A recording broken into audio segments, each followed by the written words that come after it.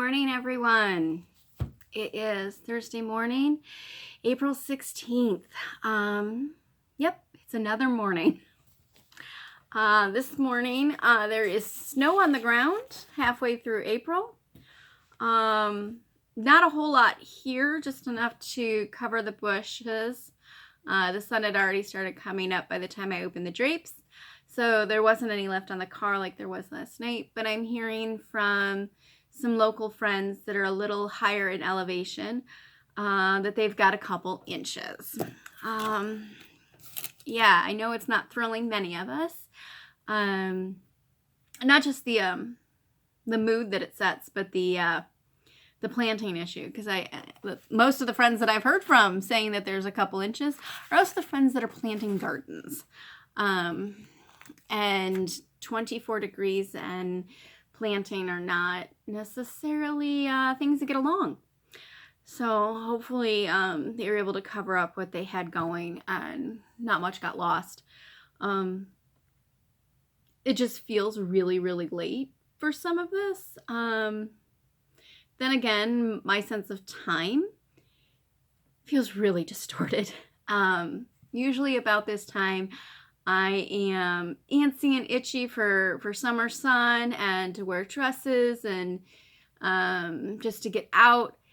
And that's even without like the current situation. I really want full-on spring, summer weather.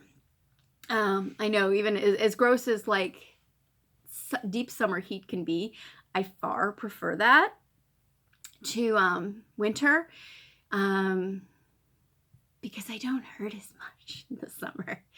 I actually found when I lived in New Orleans that the combination of New Orleans warmth and the humidity were amazing. My knees, and at that time, I just had my ice and stair injury. I didn't have my horse injury. So we're talking the one knee. But that knee was never so happy. It was a couple weeks in before I realized, oh, it doesn't hurt. It was amazing. And I don't know how much was the heat and how much was the humidity or what it was, but I loved it. Then there's, of course, the very dry heat of New Mexico, where I discovered nose issues. And dryness is bad. Never quite recovered from that. And the sun is so strong there. That's when I ended up getting sunspots just from being in the car. So very different climate. But anyway, I love the warmth so much more than the winter. Anybody who's spent a long time with me knows that I'm very different from summer to winter. In the summer when I'm out and about, I like to do things. I'm more active. In the winter, I am truly that hibernating person. I'm oddly more cuddly in the winter than I am in the summer. Yeah, but that's a whole other story. Okay, so today we're going to be talking pincushions. Here's the ones from yesterday. Finished them up. This guy came out a wee bit fatter than this one, but I do like them both. I love what the stripes can do. So those are those. I had one in mind for today. Things aren't going quite as planned. I went looking for it yesterday, and I didn't find it in eBay. It was one I had seen, and eventually what I did find was some of the pictures that I had saved. But anyway, it got me surfing. I couldn't do a lot of sewing yesterday, so I did some surfing, like window shopping, because, can't really shop at the moment. And I found some things that are oh so pretty.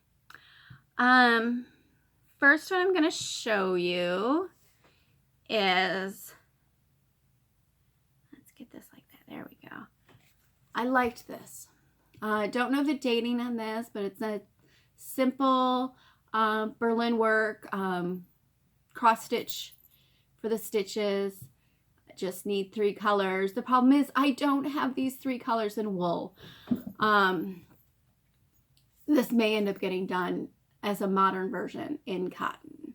What I did do last night is I kind of charted it out, so I'm going to add that to the blog post. So if you happen to have wool at home, you can do that, or if you want to do a modern version in cotton, you can do that. So I thought that was great. And just so you know, the back is a blue silk, okay? I thought that was adorable. And then I saw, get back to that little guy. What order do I want to do these in? Okay, so here's the one that I originally wanted to do and talk about. I had seen this weeks ago. Didn't really think it was going to sell. It's velvet. I thought it was a 4 triangle construction. Looking last night, I realized it's not 4 triangles made into diamonds. I'd have to draw it out to show you. But it's actually 1, 2, 3. Here's the dating, 1883. It's 3 diamonds created from what I believe are equilateral triangles. So I have to fuss with this a little bit more before sharing it. I like the idea that it's got the very easy edging here. I thought this would be easy for folks, and the little pom-poms, and then pins were cute. And I love the fact that it's dated. Let me show you a comparison of what I envisioned. This is another pincushion that's up. I envisioned that it was made like this, where like the blue and the gold were combined and cut as a single piece, and then the burgundy and whatever's on the back were cut as a same piece. So it would be 2 pieces, but in fact it's 3. The way I think the 3 pieces go together is having a little trouble in my mind, because I think there's going to be like a bulging effect. It's definitely one of those things where I wish I could have it in hand to see it. But it actually sold and somebody else bought it, and it's not me, and yeah, so there's sadness. All right, so in my searching, I did come across this other pincushion. Now, I'm going to date this as mid-20th century, okay? And I'm also going to pause for a second. Okay, sorry about that. I cannot wait until these allergies pass. All right, so I'm dating this as mid-20th century, which is definitely outside of what I normally do. But the concept really caught my attention because it's so simple and it's smart at the same time. So check out this little guy. All right, so he is just triangles. And these are equilateral triangles, so they're the same side, same length on all 3 sides, and all 3 angles are the same. But the person that made this was really working with the stripes. And I just thought that was really neat. When I was imagining this last night, I thought, oh, this would be really cool to do up in ribbon also, because then you could have that little salvage edge laying over top of the cut side of the ribbon, and then just top stitch it. So I haven't worked up the whole plan with the ribbon. I'm going to do this in fabric today. So if you remember this fabric from yesterday, it's what I did the pin cushion out of. I'm just going to show you what I'm going to do. We're not actually going to do this, but you're of course welcome to do it. I drew out some equilateral triangles. I really thought I had one of these as a triangle. I don't, at least not an equilateral. Don't that I can find. So I do need to add that to my stuff. Not that it's hard to draw one of these guys, not too bad, because the angles are right on there. So these are 60-degree angles on each corner, and then each side is equal, and then the dotted line is a 1/4 inch in from each side. So this guy's 3.5 inches. This guy's 2.5 inches, okay? So I'm gonna use the 2.5 inch, so that's yay size.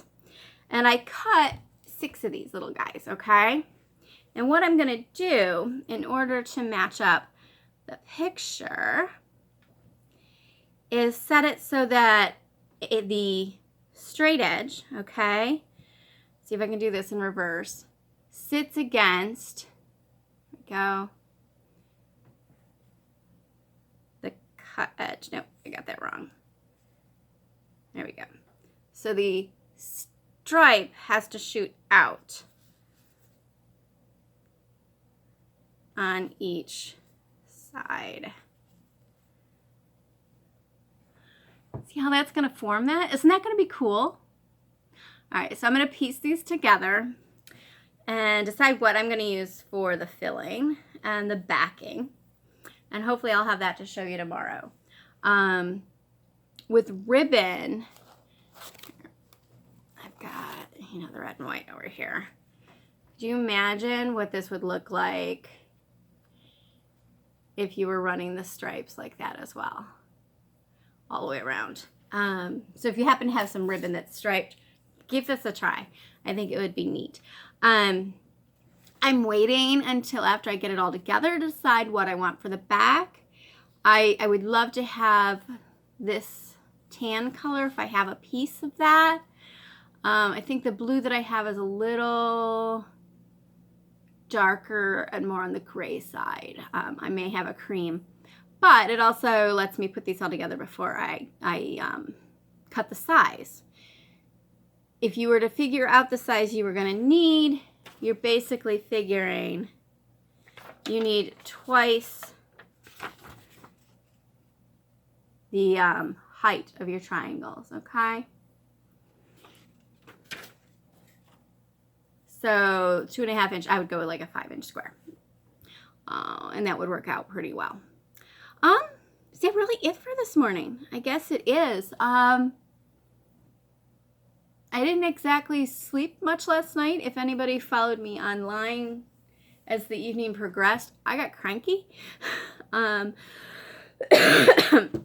There are a couple things that definitely affect my mood level.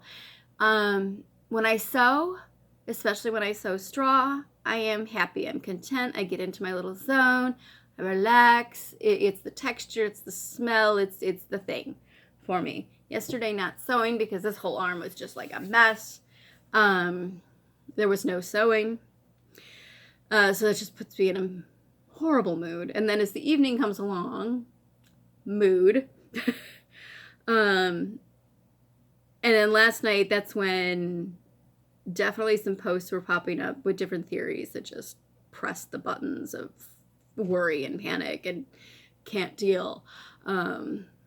So that rolled into, I actually did fall asleep pretty quick. Thank you, Benadryl, because allergies. Woke up 3, 4 in the morning. The throat, the ears, the eyes. I'm like, are you kidding? Usually Benadryl lasts a whole lot longer than that for me. So I was awake, my face is itching and burning. Of course, so what do I opt to do? I hop on the Tops Instacart instead of the Wegmans because I really want my salsa. My salsa comes from Tops, not Wegmans. It's a brand called Willie's, and it's just different than all the other salsas you can get up here. It's a fresh salsa. I should have brought over a thing to like show you guys this salsa that I love. It is the closest salsa I can find to what I knew in New Mexico. And it's more cost effective than making it. Yeah, I had ordered jalapenos through my Wegmans Instacart experience for this week, and they are $1.09 a piece. So I spent $6 and something on jalapenos, and she picked out beautiful little jalapenos. And I'm looking at them going, they're gorgeous. They're going to make such a small batch of salsa. I go through a lot of salsa. My coworkers can attest. I I bring a thing of salsa with me. Okay, I gotta get the salsa. Hang on. Okay. All right, so this is Willie's sweet and spicy salsa. Okay, so I bring a container of this with me on Mondays to school, and I tend to have a version of a burrito type of thing, whether it's tofu, black bean, or squishing up a veggie burger into a tortilla. I eat that with this, and I'll polish this sucker off Monday to Thursday, because Friday is pizza days. So this is like, yeah, this is a full 16-ounce container, so I will polish this off in 4 days at school. And according to them, 2 tablespoons is the serving size, and there's 16 in here. So what I'm really doing is I'm eating half a cup of this a day, just for lunch. But I love my salsa. This one doesn't have the worst level of sodium, and of course it's, fat-free. It's got veggies. I count it as a veggie, okay? When I'm eating that much, it's a veggie. But it really is the closest to what I can make, and then the closest to what was in New Mexico. And I have opinions on how salsa should taste. I didn't realize that they had been paying attention to my salsa obsession at work until one day at one of our little birthday parties that we do, someone bought salsa. And as I went to taste my salsa, I realized half of them were watching me, and they needed to see if I liked the salsa. So yeah, I do have some awesome coworkers there. Okay, so that was a random thing. But yeah, 4 o'clock in the morning, I'm ordering salsa and veggies through Tops. I did learn, I love my Wegmans, and their produce is the better produce, but it's actually cheaper in terms of Instacart to get the veggies at Tops. You know how I said my jalapenos were $1.08 over at Wegmans? They're like, was it 12 cents or something? It was a small price over at Tops. I was like, okay, that's a no-brainer.